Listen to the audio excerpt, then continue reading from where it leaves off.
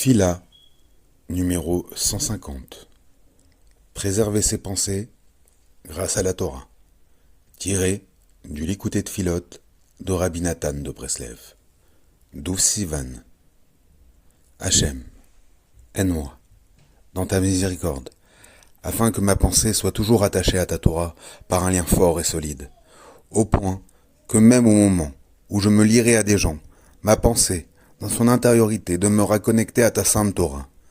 Je ne l'oublierai jamais, même un court instant. Que ma pensée adhère tellement à la sainte Torah, au point que dans mon sommeil, des pensées en rapport avec de nouvelles explications authentiques sur la Torah me traversent en rêve. Ce qui aura pour effet de chasser et de supprimer loin de moi toutes les mauvaises pensées, toutes les idées et fantasmes malsains, toutes sortes de folies et d'esprits stupides qui se sont collés à mon cœur et à mon esprit, en raison de mes mauvaises actions.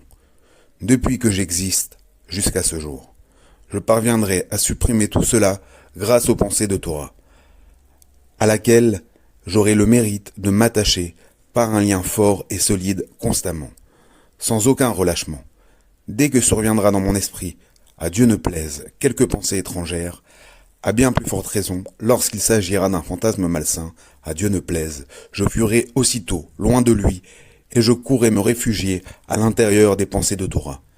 Depuis les profondeurs obscures des abysses sous-marins et du bourbier frangeux, je m'enfuirai, rejoindre la Torah de la vie, les pensées de la sainte Torah qui constituent notre vie, et la prolongation de nos jours. Tant et si bien que dans ta grande compassion, j'aurai le mérite de voir s'ouvrir pour moi les chemins de l'intellect, au point de pénétrer dans les chambres de ta sainte Torah.